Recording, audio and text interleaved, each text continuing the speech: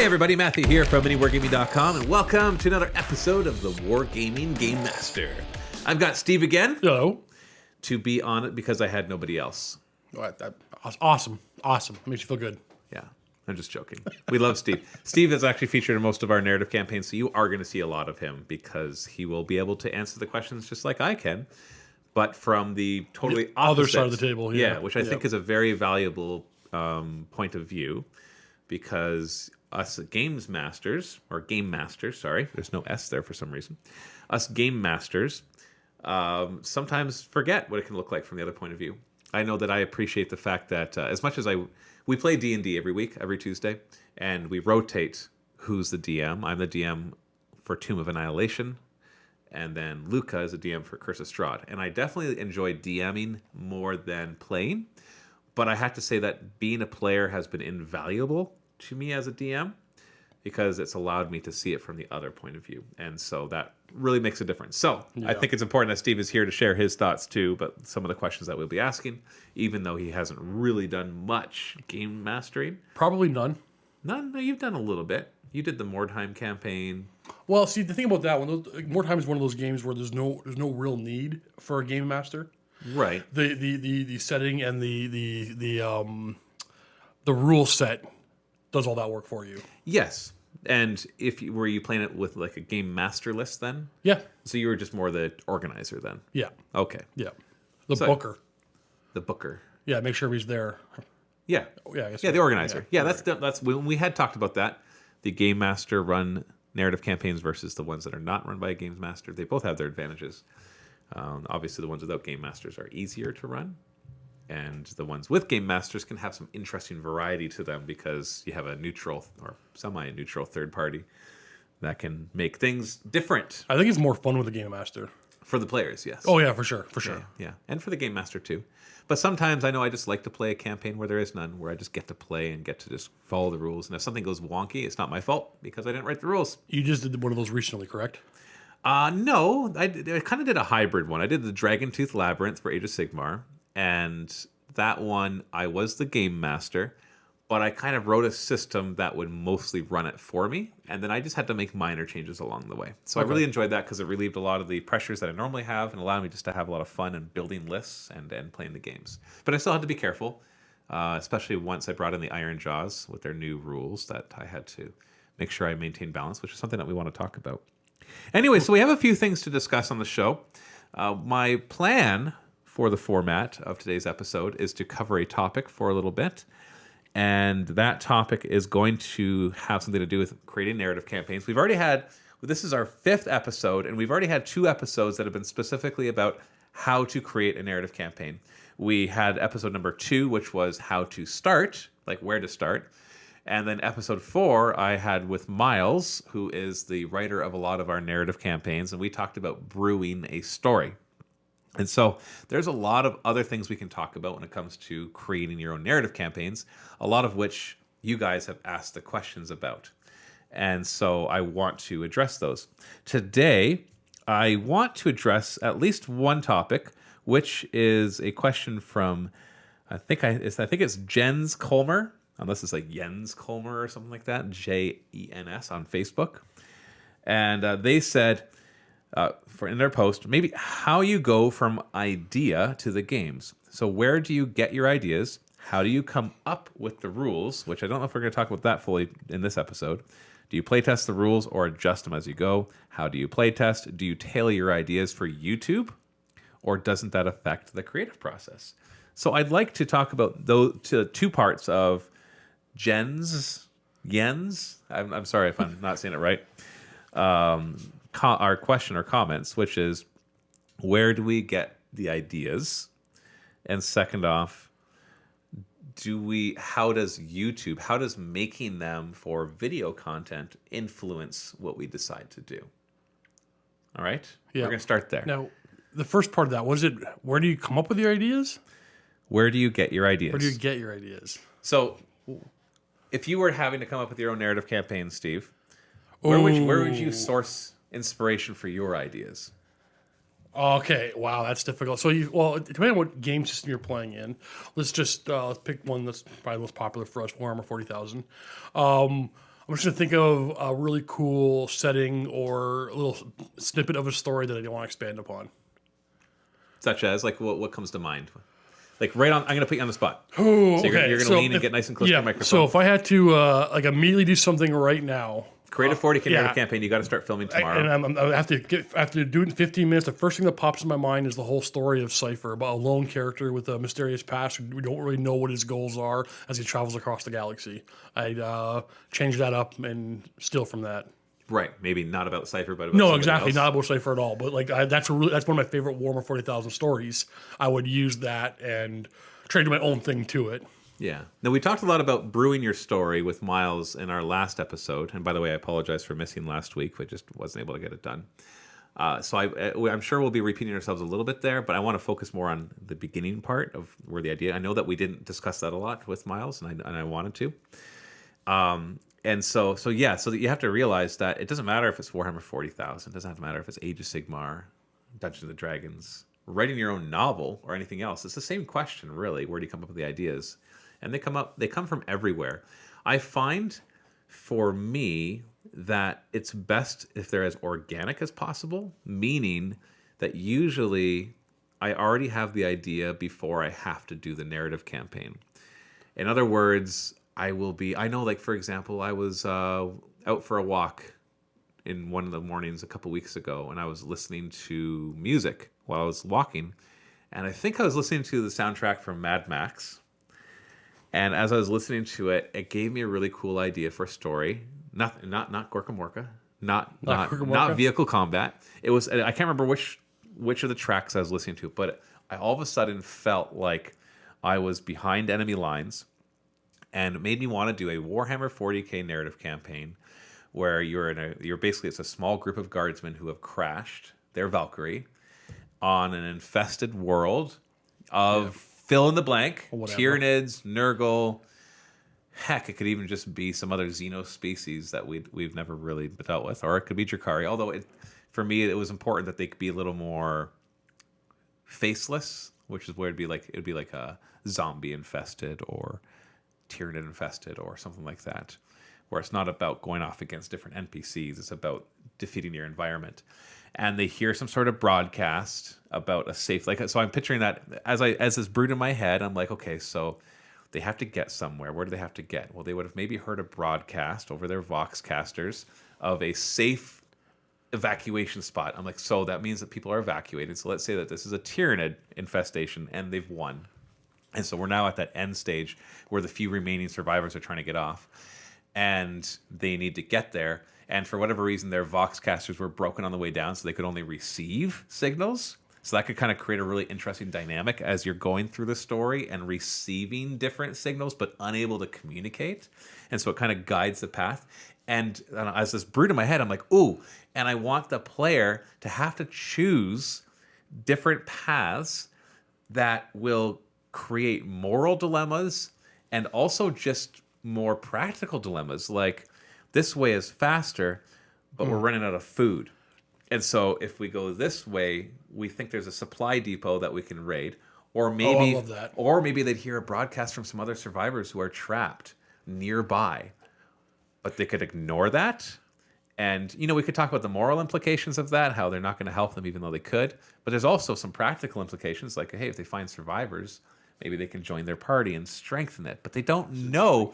Maybe when they get there, it's too late. They're all dead. Maybe the broadcast is on repeat, and they find it. There's so many cool twists, and all of a sudden, I wanted to do this narrative campaign. So now I have this, and this is before I had to make one. We actually are ahead of ourselves on filming 40K narrative campaigns right now. So I don't need to make one for a while, but I want to make it now. And I thought, well, we need an Age of Sigmar one. Can I adapt it for Age of Sigmar? I'm like, yes, but not really. It's more a sci-fi trope. Yeah, it is. Like, oh yeah, you could totally do it. You can rumgate it, but yeah. Totally do it. Yeah. You get stranded. You were in a carriage on Overlord ship which crashed, or whatever, and now you have to get through the whatever infested area of grots or whatever. But to me, it just didn't quite have the same feel. I needed it to be. But and anybody listening to this is probably like, oh, I've seen a movie about that. Oh yeah. Or I've read a book about that, and yet I still want to do it. I don't feel like I'm being so derivative that I can't kind of put my own spin to it. put it in our setting and make it interesting. Do you know why you had that idea? What made the idea pop in your head? Where did the idea come from? Just a song. I actually really think so because you Oh, actually. no. I mean, that's where it started. I don't know what Well, seeded it okay, there before was that. actually a mission in the last campaign that we recorded, and I'm pretty sure that episode has gone out by now, which basically had that. I think it was mission 2. Might have been Shattered mission 2. Imperium? you Yeah, mean? where there was a crash of Valkyrie, and it was that day. At the end of the day, is when you start talking about that idea. Okay, cool. Now, I don't know if So I you're- didn't I even know I had that idea I don't before. exactly. So I don't know if your walk came before that, and then No, the walk was after. okay. So This is just like that's 3 the weeks thing. ago. So We're already done filming. all of these ideas all come from, for the most part, it's always like in the bathroom or in the shower or as a walk where you have, me, I think a lot of people. Yeah. But yeah, for you, I know we talk about that a lot actually, but it's all about something you've experienced previously or an idea you had previously, and it sort of comes together with a new idea popped in your head, and that's where they're always coming from something. Exactly. And so you have to kind of pay attention to that. And instead of trying to force an idea, essentially you have to have an idea pop in your head and you have to get an excitement brewing just within you. Especially if you're going to be the games master. Nobody else is going to be excited if you are not. Very true. Why would you do something that you're not? This is a game. In the end, yes, we do it for a living. I need to come up with ideas for narrative campaigns because that's how we make a living. But you don't. So if you need to be inspired, you need to want to do it. You need to have players who want to do it. And so these ideas need to be that kind of organic, and they can come from anywhere. From the player side of it, if the game master isn't excited about a certain part of the story or a certain part of a mission you're doing, the player won't be at all. You can feel it, right? Yeah, oh, absolutely. I can tell when Matthew starts to feel like something's not working or it's not going the way he wanted. You can really tell if he starts losing any kind of interest or excitement. You can immediately feel it in the gameplay. Yeah, and that's the burden of the game master. It's also the fun. The game master gets to manipulate all that kind of stuff. That's the thing. You can get good at adapting to that. Yeah. Changing on the fly. That's kind of that's a strong skill to develop. And it's you can fun. only do it by doing a bunch of games actually. Yeah, nothing's going to help you except experience, just kind of doing it. And so, and like I've said this before, and I'll say it again because I think it's an important thing to say. Once I get an idea, I will say it in front of everybody else. And you can tell immediately, you don't have to figure it out, if you're going to bother to do it. Because you can see if there's people who are like, oh, that sounds so cool. Like, as I said, the idea that I was doing right now, is that something that you would... And, absolutely. And it's okay if you say no. Absolutely. Now, I don't know if I don't want to detract you, but I want to stay on that for a second. Have you ever brought an idea to a room where there wasn't... The energy seemed fake or it wasn't there? Yeah. Oh, yeah. Okay. I ever tried bringing that back at another time? I've you ever worry usually about- moved on by then. See, That's the the thing. thing is, I churn through ideas Yeah. faster Yeah, than we you do. make narrative campaigns. And so, for example, this idea that I just had, if I don't do it within the next month, It won't happen. I'm not going to care. Yeah. I'm going to have a new idea that I'll care more about, and I'll do that one instead. And I just have more ideas, and I have time to make campaigns, so that's okay because It's like D&D characters. You make a whole bunch of good ones, but you don't care about the first one. You're not on the 10th one. exactly. Yeah, you just have to kind of be where you're at in the moment, which is important, and it's also can be difficult, especially as you're filming, or in your case, as you're playing, is maintaining that interest, which can easily because you have a vision in your mind. It's not going to work out that way. It's not going to work out exactly the way you're picturing it. It's going to work, and especially because once you put miniatures on the table, it has a different feel to it. Like everything I just described would be better shown in a book or a movie or a TV show because they can dramatize it better. They can do all that, whereas the miniatures on the table don't quite have the same dramatic effect as, say, a role-playing game. But that doesn't mean it's not going to be fun and that's not a good idea. It just means you have to kind of get used to how your ideas translate to the table, which ideas will translate to the table, and which ones don't really translate to the table. And once again, there's not going to be a perfect guide to knowing your ideas are good for the tabletop. There might be some basic things, but overall, it's just kind of an experience. You have to do it, and you get used to what works and what doesn't. A good idea with one person may be a terrible idea for a different person. Yes. Like, I think you know what I'm saying. Let me say that better. You may have a fantastic idea that'll work with a certain group of people or a certain person that doesn't work as well with a different group or a different person. So you have to really know the people you're playing with, and how they're going to react to it. There was a comment that you just made me think about. So on YouTube, El Rohir Guitar left a comment a little while ago. And it wasn't so much a question as it was kind of agreeing with some of the stuff that we had. I think it's from episode 1, actually. He says, I've been a dungeon master for Dungeons & Dragons for about 45 years. Wow. You're dating yourself there. I hope that one day I can say the same thing. Right now, I can only really say for like 20 some odd years. One of the key elements for that and for narrative miniatures games is to know your players. Yeah. Some players love story. Some do not. Some players can take defeat. Some cannot. Luca. Some players can come up with terrific ideas. Who can't take defeat? Luca. Oh, really? He has a hard time with it. Especially, and you know what's good about that though? If you actually never experienced that. If you actually watch the Dragon Tooth Labyrinth, you see him get super frustrated a couple times. And he won plenty. He won more games. Spoiler alert, he won more missions than he lost. But when he lost, because I had a high stake in every mission, I'm like, if you win this mission, you get this object. It's a really cool relic that upgrades. And so when he lost that mission, and that wasn't just one, so I'm not giving away which one it was, he got so upset. Okay, but awesome. So I haven't spoken to Luke about this. I'm not going to speak for him, but just I'm going to put this out there because I know I can be this way. When you lose and you're upset, it meant you were invested. Exactly. That's a good thing. It's a good thing. As long as you're upset for the right reason. He was upset because he really wanted the thing that he would have got if he won. He wasn't upset because I gave him an unfair scenario. That would just be annoying, right? It's like, here's a scenario, here's the prize, and by the way, it's impossible to win. Yeah, but you can adjust on the fly, whatever. Yeah. So he wasn't upset by that. He was upset because he... You don't have anything. Nope. I didn't say, hey, Siri. My phone likes to talk to me randomly sometimes, sorry. He was upset because generally... He wanted the item? He wanted the item, and I think the dice just kind of killed him. And which is going to happen. That's the funness of these, is that you can't anticipate what's going to happen because of dice. And so I love that though. So let me finish this before we keep talking. Some players can take defeat, some cannot. Some players can come up with terrific ideas that you had not even considered. That is definitely true. I remember an episode back of Space Hulk Death Watch where Quirk saw Face Stompa coming at him, and he's like, can I plant a melt-a-bomb? Because he was about to go into this overpass, and his guys were armed with melt-a-bombs. He's like, I want to plant melt-a-bombs to collapse the thing onto him. And so I'm like, oh, cool. All right, let's try that. And so on the fly, I came up with some simple rules. It wasn't too hard because, there's already rules for destroying buildings and vehicles. So I just kind of implemented that. And he still had to make a series of rolls, and he had to time it. So he plants it. Face Stomp is coming, which is he would take out his guys because they were just outclassed. And he backs up and he goes under. He's like, okay, trigger. And I let him have a remote trigger for his melt-a-bombs, even though technically they don't have that. But whatever. And he had to make the rolls, and he made all the rolls, and then it collapsed, and he got to roll how much damage it did, and it took him out. And I got to do some cool stuff with the terrain because I actually did like a before and after where I had all the terrain on top of them and all this rubble. And there was even an after credit scene where he like faced off a bus out of the debris, all super angry because he wasn't actually dead. And that was cool. I don't think of stuff like that. I don't know. Like Quirk was always pretty good. Always doing that. He was always good at like outside the box type stuff. Yeah, constantly. And I had to be on my toes. That never would be even an option for me. Yeah, and some players are like that.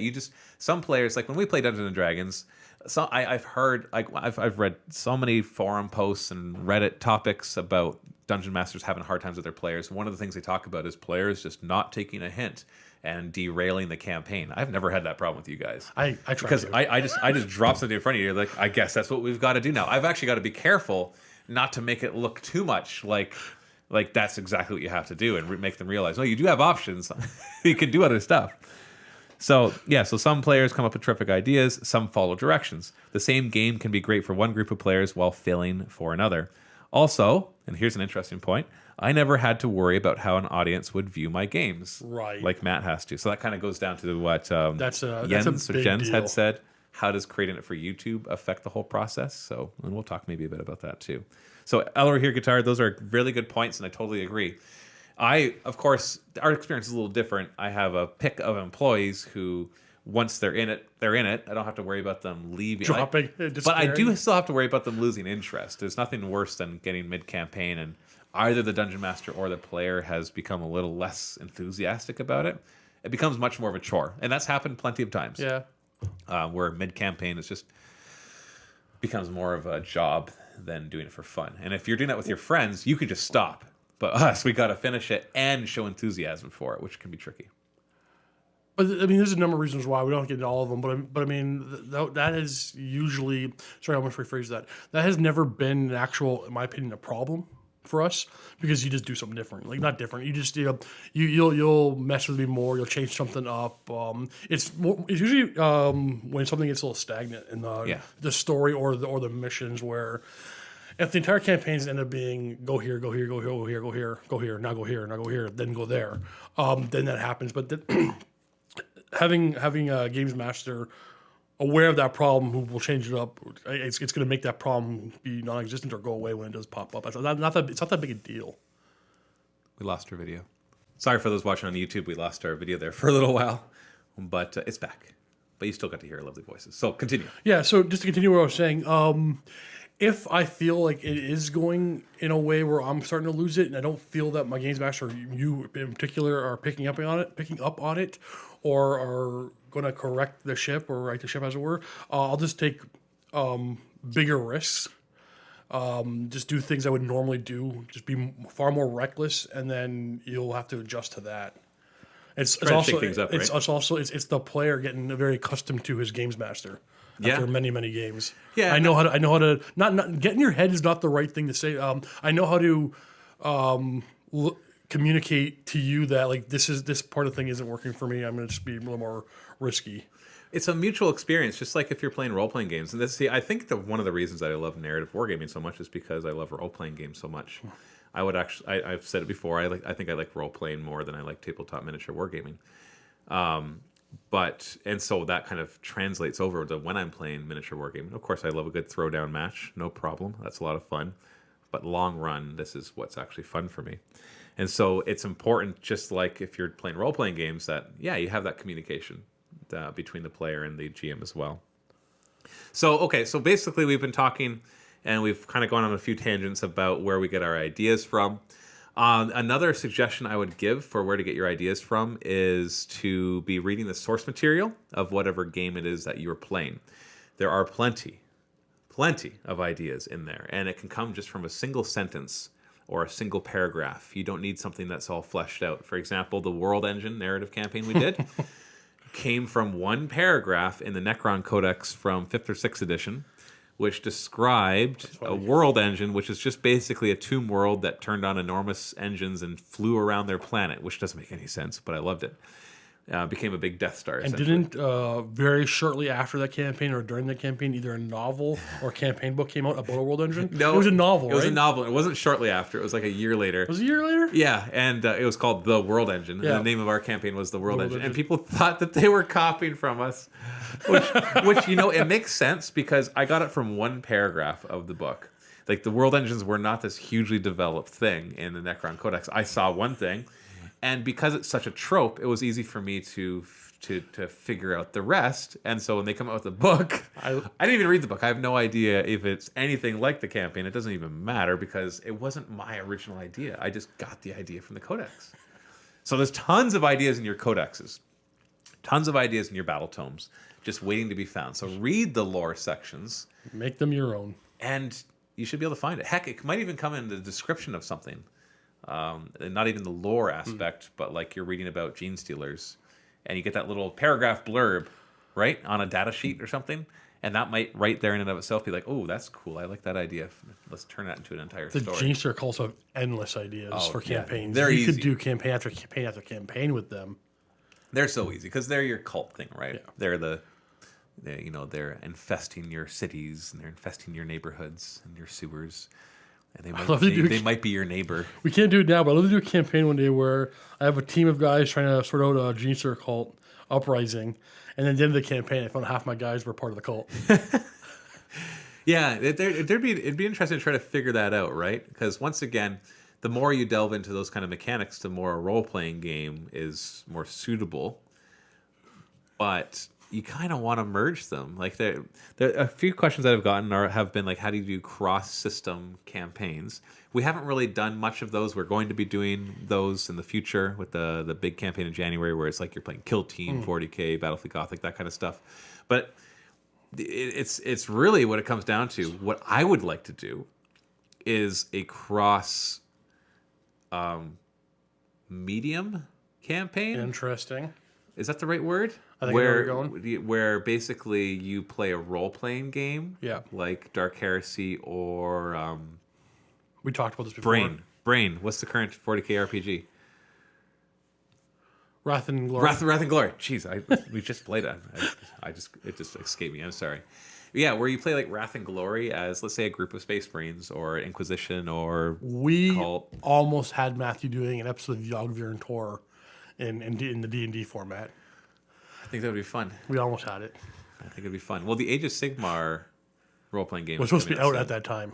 Yeah, it's supposed to have been out for a while, and Yeah. it's been delayed because they have the 40k one to do. They're doing Wrath and Glory. This is Cubicle 7. And they're also doing the Lord of the Rings one and the Warhammer Fantasy one. So they got their plate full. They had a lot. And they've already been doing the fantasy one has come out, and I have to get the 40k one going again. I can't wait for the Age of Sigmar one though. I really want to try it. I just want RPG shows to be a thing on MiniWarGaming. So if you want that to be a thing, speak up. All right, because I need a lot of support in order to make that happen. They're the most fun I have. Oh, it's ridiculous, but they're also so expensive to make. Yeah. And the few that we did do didn't really get the viewership that I was hoping for. And I get it. There's a lot of them out there right now.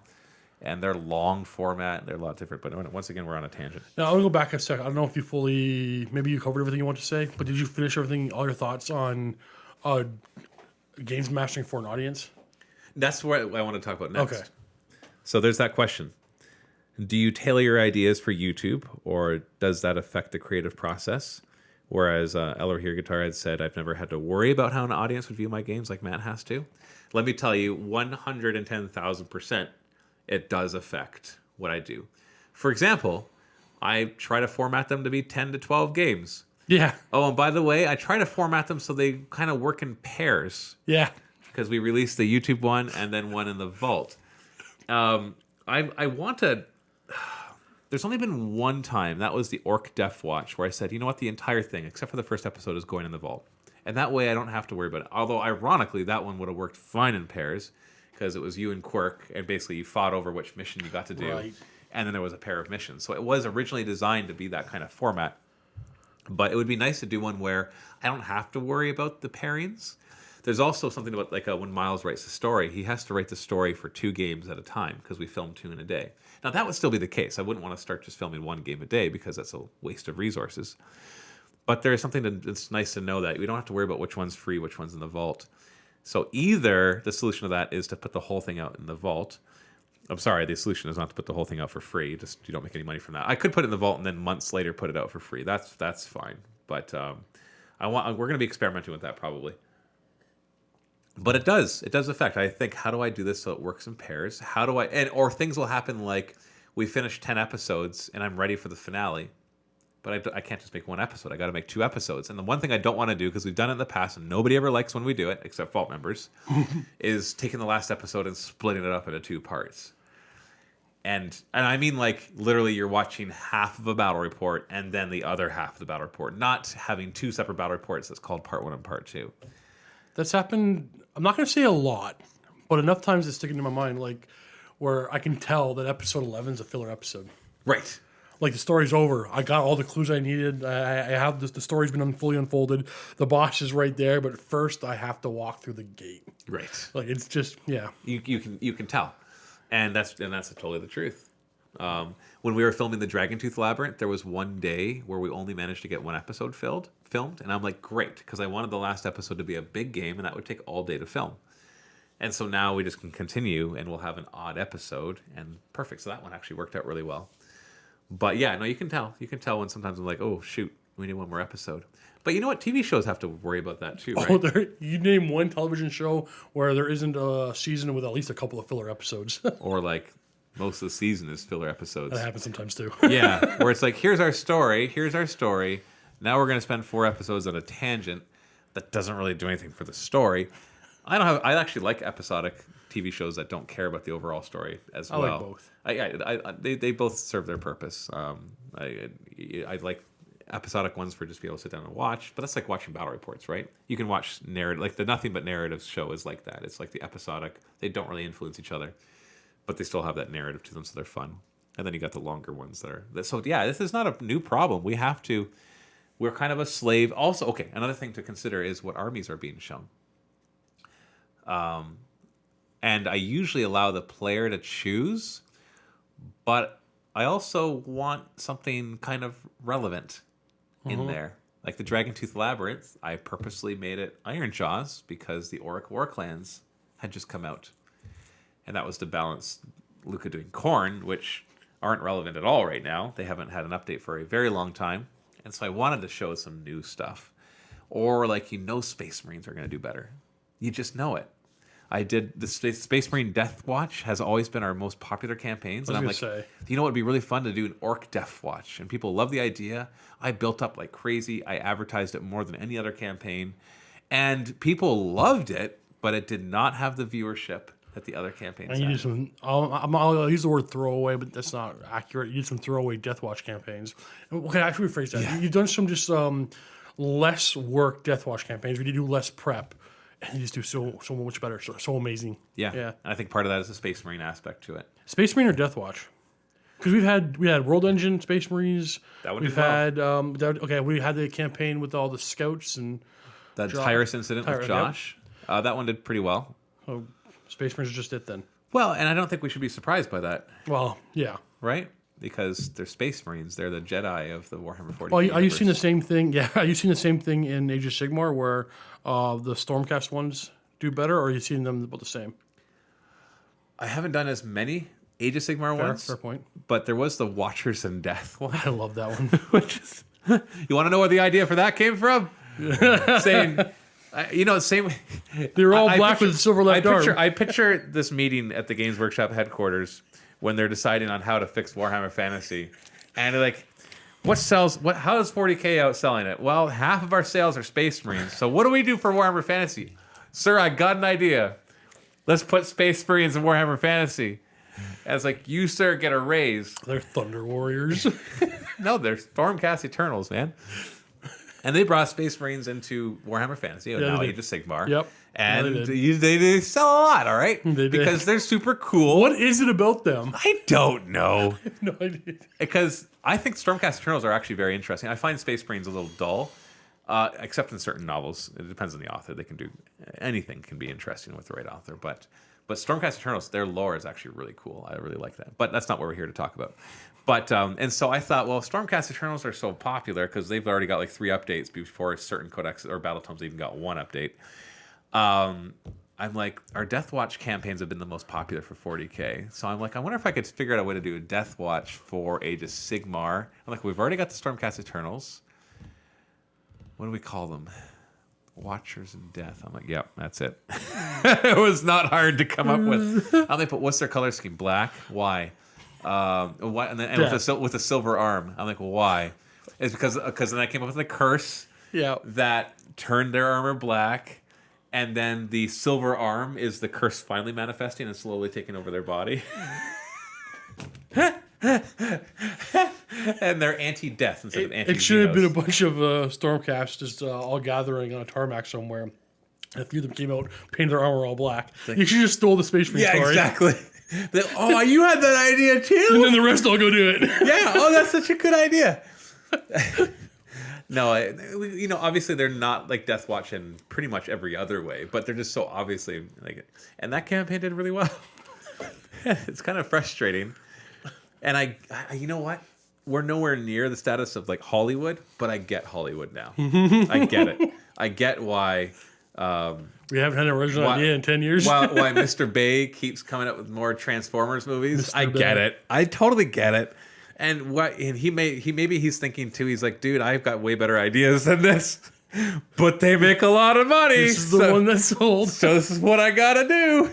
And you know what? A lot of directors probably feel that, and I know that a lot of them do. They're like, yes, I'll do this because it makes me money, and then I'm gonna go do my other projects that don't make as much money. So now I think about all the movies we didn't get because somebody didn't think it was making as much money, and I'm thinking all the campaigns we didn't get because you didn't think it was going to do as well as Watchers in Death or Death Watch. Exactly. And I'm sorry, that's how business has to run. This is part of doing it on YouTube, right? And I find it's interesting because I've done Dungeons and Dragons both filmed and not filmed, and people have made the suggestion before. It's like, hey, just film your home group, and I'm like, no, because I want a place where I can play a frickin' game and not have to worry about monetizing it. Okay, so I don't have to make the best miniatures, set up the best terrain. I can just throw down my mat and color on it with markers. So, okay, my question to you on that one is not that I'm not advocating that. Like, I'm not saying I want to do that, but what would be the downside to actually just? Because I get up all the time and go over and get food. So that's part of the video. Yeah, and there's cameras in the way, and you gotta have microphones and stuff. No, I'm talking about super low budget, Oh, there's already a million of those out there, so who cares? Okay. If I'm gonna do that, I want to stand out because we do it well. I don't just want to be another guy who throws, because I've seen a lot of those, and they're whatever. That's fun, but I don't just want to be another one that throws the camera up in their kitchen. Do you think? So you've played with your home group and in work campaigns. How different do you think it would be? Very. You think for those of us who work there and play there, we make different decisions to play differently, act differently? To a certain degree, yes. Okay. Yeah, and that's fine. We have a lot. Oh, because yeah, because we have to. You have to think differently when you're going to be on camera. So you guys have both advantages and disadvantages compared to us. You have the advantage of not caring about what anybody else thinks except you and your group. But you have the disadvantage of maybe of not having the resources that we have. Like we have a hallway full of miniatures and terrain. I've got people who are forced to do them with me. And once they start, they got to show up and do it. Not really forced. I could leave it at any time. Well, you know what I mean. I don't have to worry about them leaving mid-campaign, typically. Whereas that's never happened, eh? Where you couldn't finish a campaign for whatever reason? No, I had one campaign where a guest wasn't able to finish it, but for good reasons. In Storms of Ixia, Andy wasn't able to stay the whole time. But the orcs weren't the main character. There was 3 main characters, so it kind of worked. I played a bit of the orcs just to kind of fill in for him. But it worked fine. Other than that, no. We've never had that problem. So yeah. So definitely there are differences. Obviously, like I said, we have the advantage because we're doing it for YouTube. We put more money into it, which means we can get cool terrain, cool models, because we have a reason for that. Whereas it's a different scale of economy. Us spending $1,000 on terrain and miniatures is much easier than an individual spending $1,000 on terrain and miniatures. But you don't. If you're doing that in your store or whatever, you don't need all the terrain and miniatures we use. Obviously, you just don't need it. Absolutely not. Like we would definitely not have the boards as fully detailed if we're just playing for fun. Probably not. Although I do really enjoy a good-looking board. I wouldn't be worried quite as much about certain aspects of it. Yeah. I'm saying like there are times we'll make a 6x4 board, knowing we're gonna play on this 4x4. We fill it up to make the table look good. Yeah, so that when you're shooting with the camera, that you have that backdrop. Yeah, totally. No, I get that. And when you look at the Dungeons and Dragons, think about all the scenario. Like when I actually dropped miniatures down, I had terrain. I put on a board with terrain. Now, when we play at home, I do a dry erase, or I might print off a map if there's one available. You need certain things. Yeah, I don't. Yeah, but the dry erase works fine. I don't enjoy the terrain more than the plain grid with the black and blue marker. See, I think the terrain can bring a certain level of enjoyment to it, but it's just so unnecessary. Well, we'll try. Let me rephrase that then. The first couple of times when we did the MiniWarGaming Dungeons and Dragons campaigns, we had these really cool elaborate boards. We hadn't built the campaign. What I'm saying is the first few times, it was really cool. We look at this terrain, you got levels, and this is beautiful. By like the fourth session, I didn't care anymore for that terrain than I did the flat grid. Right. Yeah, that's all. Like I just exactly. And you're limited. We do it for the audience, and that's it. Yeah. Now we're talking about D&D, but you're limited when you're using terrain. We're talking about for when you're doing this on YouTube, you make the visuals a little bit more fluffed up. Yeah. Than you need them to be. And I think that's for your players. And I know some people will say, no, just set up your camera. That's what I want to watch. And that's fine. You might want to, but the general population is not going to want to. And that's what we have to think about. There will always be somebody interested in any idea I come up with. Somebody in my audience will be like, I want to see that. But that's not the question. The question isn't, will somebody want to see it? The question is, will a lot of people want to see it? And that's hard because there's a lot of competition for your viewing time. And I don't just mean in this market. I just mean in general. Like we're competing against anybody who does anything entertaining whatsoever. Your off time. We're competing for your off time. Whether it's other movies, TV shows, other YouTubers, or other hobbies in general, that's competing for your off time. And you have a limited amount of it. And so, yeah, so we have to make sure that we're maximizing on that, which is why, some people complain, you only ever cover Games Workshop stuff. It's like, well, them's the most popular. So we're kind of stuck with certain. I enjoy the job. We have to cover the thing that brings money into the company. Yeah, exactly. Exactly. So yes, definitely has an effect. So that was the main topic for today. And so we have a couple other things I want to cover. How much time do we have? Oh, I forgot to turn the timer back on. I have no idea how long we've been recording for. So, whatever. We'll Unfortunate technical issues.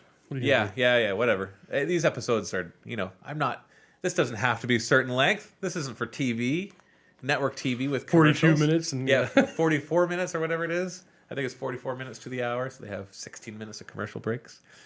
Speaking of commercial breaks, this episode brought to you in part by the MiniWarGaming Vault. And by part, I mean like 95% part, because our Vault members are awesome, and they allow us to do this. If you want to support the show, be a Vault member, please. Because that is what allows us to do this for a living. And we're always needing more, because we need to continue to want to grow what we do, to hire more people, to expand on everything we do. So if you want to support MiniWarGaming, the number one way to do that is to be a Vault member. So there's my plug. Oh, and also Apocalypticon. That's coming up April 17th to 18th, 2020. If you want to join up to 39 other players for a big, not as sweaty as past Apocalypticon games, because our air conditioner actually works in this building. And it's also April, so maybe we won't need it quite as much. What am I saying? We will. On full tilt. It'll be great, though. Then go check out miniwargaming.com/challenge, where we list our events there, and you'll see it on the list. Click on it for all the details. It's going to be awesome. It will be. And we're finally able to bring it back, which I'm excited about. So let's review a scenario. Now, I know you didn't play the scenario, Steve, but that doesn't mean that you can't have your thoughts on it. And it's from a couple more Vigilus scenarios. So I'm going to review one more today, and then next week's episode I'll review another, because I've played a couple more. And also, this one I happen to play Eldar, so you'll have some thoughts and insights on that too, because that was one of your first 40k armies. Yep. And then we'll maybe, if we have time after that, which is an arbitrary thing because I have no idea how long we've been going, and we'll answer a couple more questions. And then we'll see you next week for the next episode, where we'll talk about reward and upgrade systems, I think. Or writing and adapting rules from existing sources. But we've kind of covered that a little bit. But not actually, no, we didn't, because we're talking about rules. I think that'll be next week's. Writing and adapting rules from existing sources, based on a question from Ellie Bennett. So we'll do that next week. So the mission that I want to review is from Vigilus Defiant. On page 207, it is called Hold Your Gains. The basic idea, if you're just listening, that you don't have any visual, and if you're watching, you don't have a visual either, because I'm not going to show it to you, is that there's an attacker and a defender. A defender deploys up to a third of their army in the center, and they're trying to hold out until their transport arrives, essentially. The attacker starts on both sides of the table and on the short table edges, and the attacker gets first turn, and their job, basically, whoever has the most in the middle wins. So, gut instinct. Before you even know how the scenario went. Okay. So the defender has a third of their army in the middle. The attacker has their entire army on the table. And whoever has the most in the middle wins. I'll say this. Give you some backstory. I'm not sure if you're aware. There are... When Age of Sigmar first came out...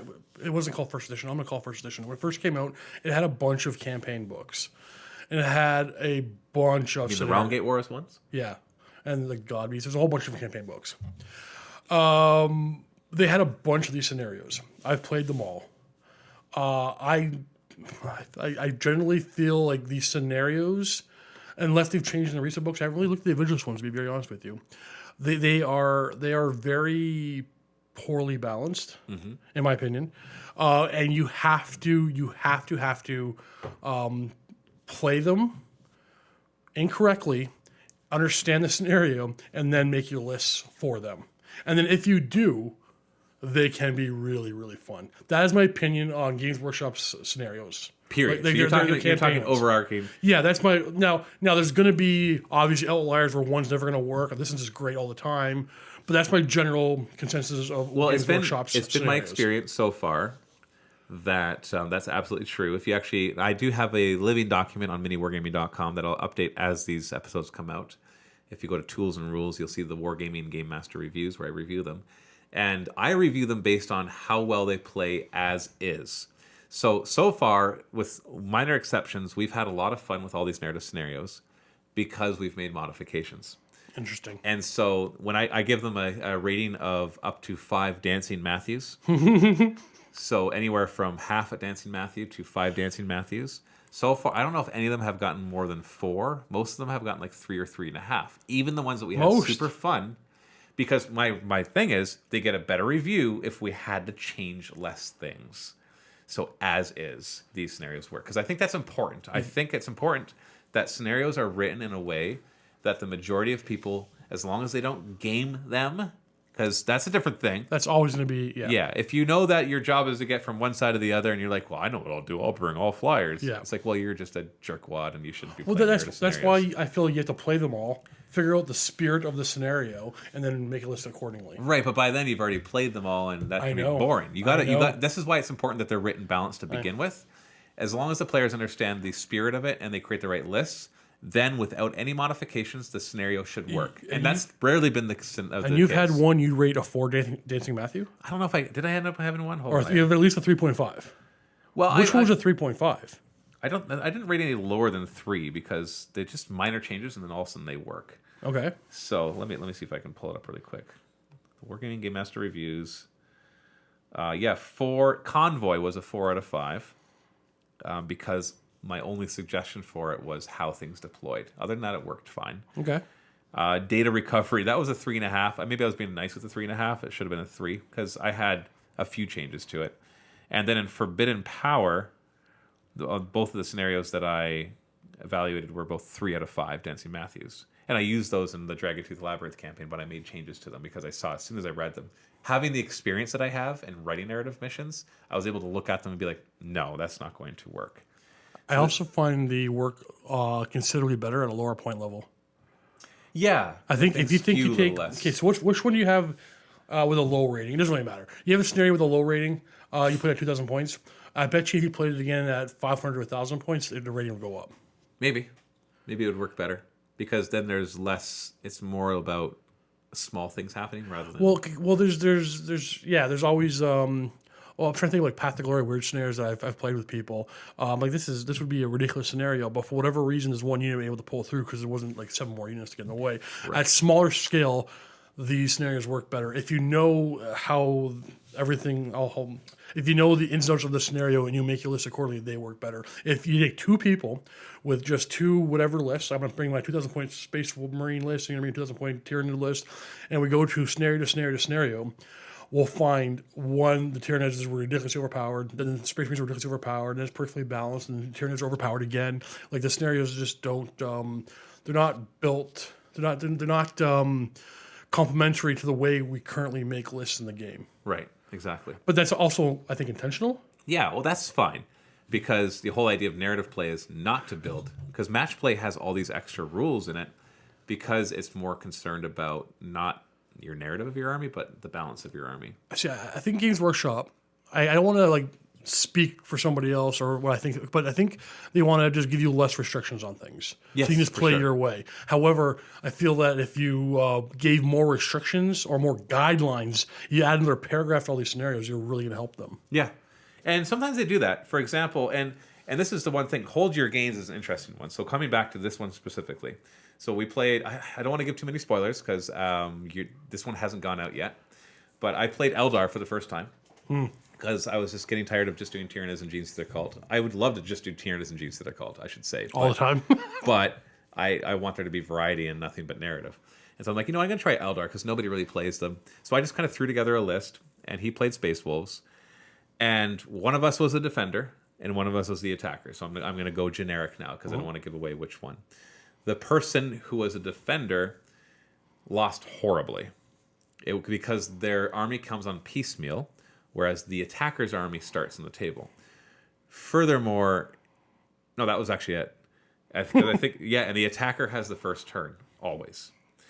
And so for this one, a simple change. If I look at what happened, if all that was changed was the defender got to go first, and on top of that, oh, and by the way, the defender, their other 2/3 of their army come in from reserve, not until the second battle round, and they have to roll. And so the attacker has just so many advantages there. You have to make a list that can play that.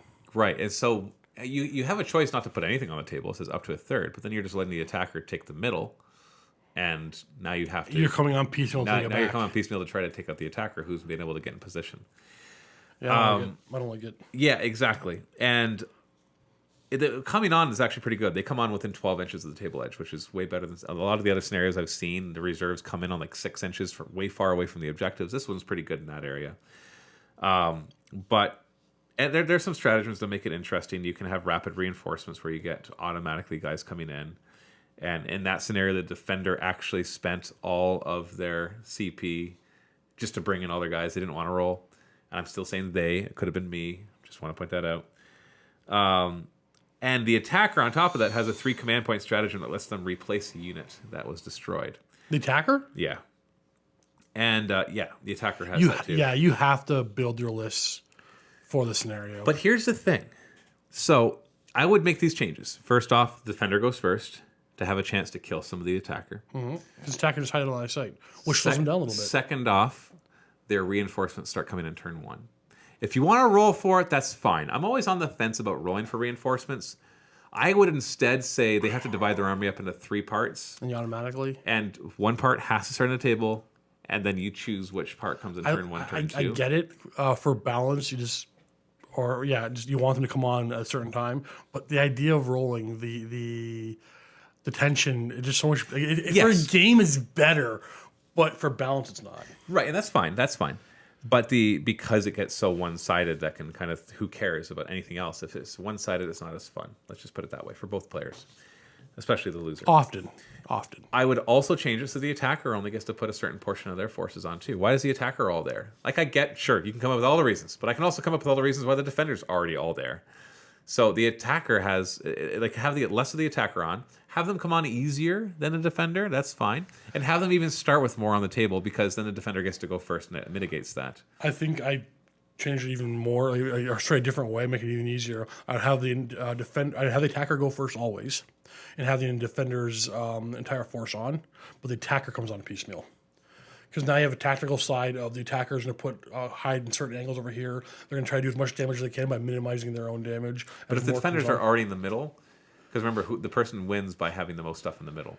So if the entire defender's force is already in the middle, then you've got a whole lot of work cut out for you. Right, but the thing about that is Warhammer 40,000 is very much about how fast you kill things. If you're guaranteed the first turn and you minimize your risk as the attacker to kill them, assuming you outrange them. Well, not just outrange them, line of sight too, right? There's a whole table we got to worry about, right? If the defender deploys first and the attacker is going to deploy after, I had the defender deploy first, have the attacker deploy second and go first, but the attacker comes on in piecemeal. Right. So they have to really make the decisions, whatever. Why they have there's a castle to get through. There's definitely a few variations that we've already come up with that I think mostly will all work better. But here's the funny thing. Interesting. After we were talking about it, me and my opponent were talking about this afterwards, and we were having a good discussion about it. And essentially, I went back and I read the first paragraph. And this is when I was like, oh, that would have also fixed it.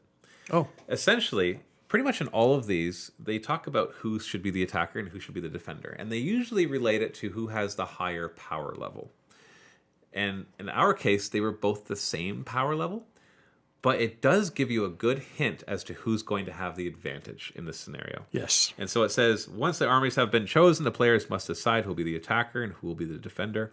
If the power level of one of the armies is a third or more higher, then the player whose army has the higher power level should be the defender. And if all we did was switch who was the attacker and defender, I am almost positive the game would have been perfect without making any other changes to the scenario. Interesting. Now, and because the attacker not only had all these advantages, but was also a more superior force. You think low key they're saying not power level. I'm air quoting here for those who can't see. Not power level within like the numbers, but like power Which level one's of better? the factions. Exactly. Yeah. But they're talking just about power level. Like whoever has the most points should be the defender because then they come. But on these are an piecemeal. arbitrary thing, right? Like there's But you often can know, especially once you get to know the game, you can look at it and see. And this is Oh. the burden of balance is not on Games Workshop side. The burden of making a good scenario is, and that's not about balance so much as it is about creating a scenario where the players should be able to balance it with their lists. And so, we also had the problem that one of me as the Eldar player, I just didn't know what would made a good or a bad list. So either my list was way too strong, or it was way too weak. Once again, being ambiguous here because I don't want to give spoilers. And that was the problem. I will say that. And just switching who was the attacker and defender, I look at that afterwards and I'm like, I am positive that switching those two forces and without any other changes to the scenario, it would have worked. So I'd have to give this one at least a 4 out of 5, even though it was ironically the worst one I've ever played. I can't help but feel that was mostly my fault and my inexperience with the army. I'm gonna show you something because I don't want to give spoilers to the game. I don't know if that's relevant. You understand that, right? Yeah, but the other if one we're was even worse. Absolutely. No, absolutely. Okay, so So I know what you're saying. okay. And I know what you're saying. He was trying to say that the one army wasn't actually that strong, that one. And I'm saying, yeah, but the other army was even worse. Yeah. Which now I know. There's more. Yeah. Yeah. So, yeah, that's the interesting thing. So I'm pretty sure that would have fixed it. So there's that too. There's just kind of getting used to the fact that, see, now I'm going to start looking for that. If it does mention, because I always ignored that. I'm like, no, we're playing at the same points level. So who cares who has the higher power? Now I look at it and think, okay, so they're saying who has the advantage in this. So if I look at the list and think, okay, this guy's actually probably stronger, so let's have him be the one with the disadvantage. There's more to it than that. Like that's not going to be a perfect workaround, a perfect fix. Like I said when we started this little topic, these scenarios work really well if you play them once first and then play them again. Right. I just don't want to. I know they just wait. They work well the second time around. You can use these in your campaigns. Oh, so now that I've played this, yeah, I've learned how to write this type of hold the ground scenario, and I'm like, okay, this is what I do. Yeah. Now, in a narrative campaign, it's a little different when I'm a game master because I never put an entire army down. That's one thing. By the way, pro tip: if you're the games master or game master, sorry, for some reason there's no S there. Put less than you think you need. You put down just a portion of what you think can take them because you can always add more. And they don't know if you had planned to add more or didn't plan. It doesn't matter. You can always bring in more enemies. One thing you can't do is have some enemies just turn around and be like, you know what, we're not needed here. We're going away. Have you ever had to do that? No. Never? I've needed to do it, but I can't, and so that's where I learned. It took me a few... You never had like a scaffolding fall on a group of cultists or something like that? Whoops. I may have made poor decisions with some of them to help balance them. But no, once they're on the table, it becomes too obvious. And a player doesn't want to see the game master just give them gimmies, right? I know. They want to feel like they earned it. Even though the whole thing's manipulated, and they know that. They still want to feel like they've earned it, and they want to have that immersion. That is very true. And you nailed it right there. I know everything's going to be manipulated by you and controlled by you, but I want to feel like I played it. Yeah, exactly. I earned it. Well, that's when we play D&D. I'm manipulating everything. Yeah. I will artificially inflate the hit points of an enemy if you're killing it too fast. I will bring in more enemies if you're doing too well. I'll have some of the enemies not cast their best spells if you're doing poorly. That's all happening behind the screen. But the trick is to do it all in such a way that feels organic and natural. And the easiest way to do that is to not have the whole army on the table and bring in more as reinforcements as time goes on. So that's a pro tip. You versus the game master, but the game master also wants you to win. And you want the game master to try because you want to earn your win. But you versus the game master, or is it not? The game master, I would say, wants you to experience a good story, right? Which sometimes requires you to lose. I agree. Because if you always win, then you lose that tension. If during a 12-episode campaign, if there's no episode where I'm like, oh, I wish that didn't go. I can't believe that guy got me, or I can't believe he died, or whatever. If that doesn't happen the whole campaign, it's probably not going to be that great for me. It's not. You have to have the ups and downs. Yeah. Yeah, you can't. You have to have the tension, right? Okay, that's all the time we have for today. For this episode. Next week, we are going to be talking about a question sent in by Ellie Bennett, which has to do with writing and adapting rules from existing sources. It's not exactly the question that they asked, but essentially that's what prompted me wanting to talk about it, was their comment, which talking about Necromunda and Aeronautica Imperialis in specific. And I'll be reviewing more scenarios and probably talking about more comments, just based on how much time we have. So I hope that you enjoyed that. Please send your comments to me. You can either, if you're watching this on YouTube or on Facebook, leave them there. I do read them all. I don't reply to them all, but I do read every single one. And if you are just watching this on a podcast or somewhere that you can't leave a comment, you can always email me, Matthew with 2 T's at MiniWarGaming.com. Once again, when I get those, I rarely reply to them, but I read them all. In fact, I've got some of them copied and pasted onto my notes right here so that I can cover them if needs be. So I do look at it all, and I do really appreciate the communication you send me, so please do so. And Steve, thank you for joining me on today's episode. Thank you. We'll see you guys next week on the next Wargaming Game Master. Happy Wargaming.